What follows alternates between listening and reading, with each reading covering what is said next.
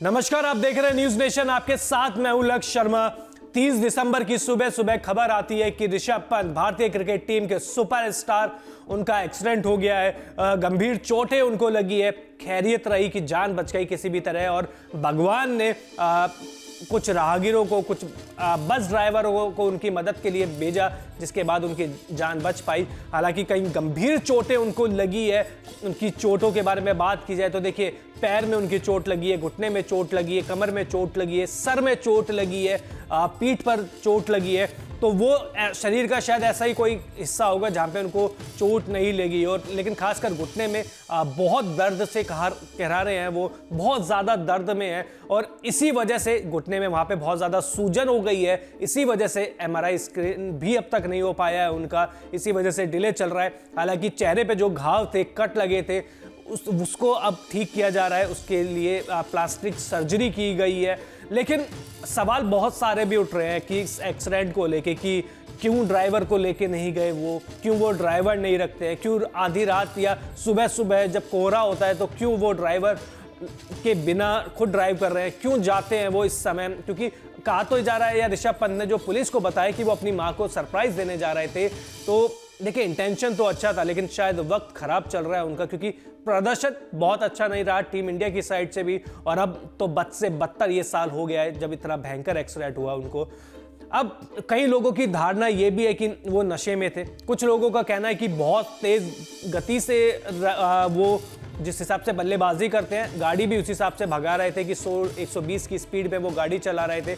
लेकिन पहले bus driver ने इस बात की पुष्टि करी है कि देखिए, जब मैं देखा तो 60 से 70 की स्पीड में गाड़ी चल रही थी।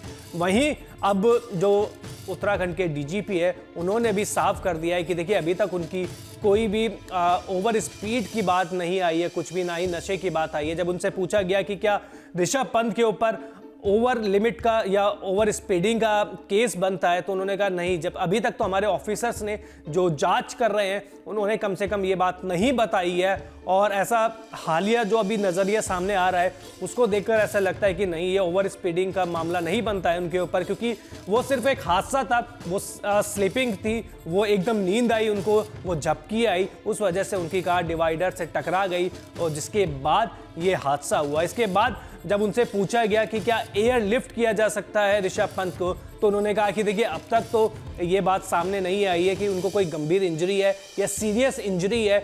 सीरियस इंजरी के कंसर्न में ही एयर लिफ्ट किया जाता है, तो अभी तक ये नौबत नहीं आई है कि उनको एयर लिफ्ट किया जाए।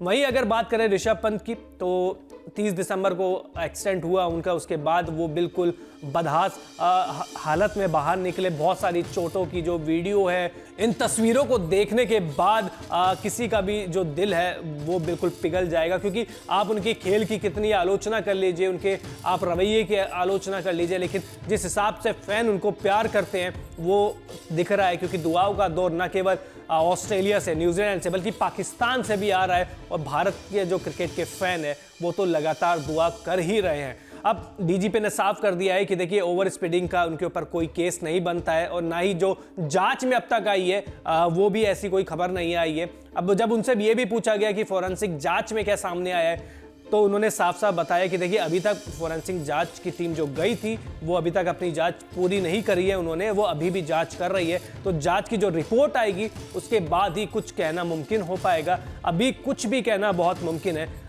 अब ऋषभ पंत के ऊपर केस नहीं बनता, लेकिन बहुत सारी चीज़ें उनके अगेंस्ट में जा रही है। जब घुटने की चोट उनको लगी है, जो इतनी आसानी से ठीक नहीं होगी, और सर पे प्लास्टिक सर्जरी के जरिए उनकी जो घाव है उसको भरा गया है, जो कट लगे थे, लेकिन कुछ ना कुछ करके उनको एक अच्छी स्थिति में पहुंचाया जा रहा है। क्योंकि उत्तराखंड की जो सरकार है वो उनके साथ या उनके परिवार के साथ संपर्क में है। प्रधानमंत्री नरेंद्र मोदी, उन्होंने हालचाल जाना है परिवार से बात करके। BCCI उनकी देखरेख कर रही है लगातार। जय शाह उनके परिवार के टच में है। और वहीं अब DDSCA के जो डायरेक्टर है श्याम शर्मा, वो भी अब पहुंच चुके हैं उत्तराखंड, और वहां पर वो मेडिकल स्थिति का पूरा जायजा ले रहे हैं। उसके बाद ये डिसीजन होगा कि क्या उनका इलाज उत्तराखंड में ही होगा या दिल्ली या मुंबई उनको ले जाया जाना चाहिए। तो ऋषभ पंत के बारे में आप क्या कहेंगे, और क्या आपको भी लगता है कि ऋषभ पंत की गाड़ी की स्पीड बहुत ज़्यादा थी? कमेंट बॉक्स में जरूर लिखिए। इसके अलावा आपने न्यूज नेशन को अब तक सब्सक्राइब नहीं किया है तो जल्द से जल्द कर लीजिए। बहुत बहुत शुक्रिया।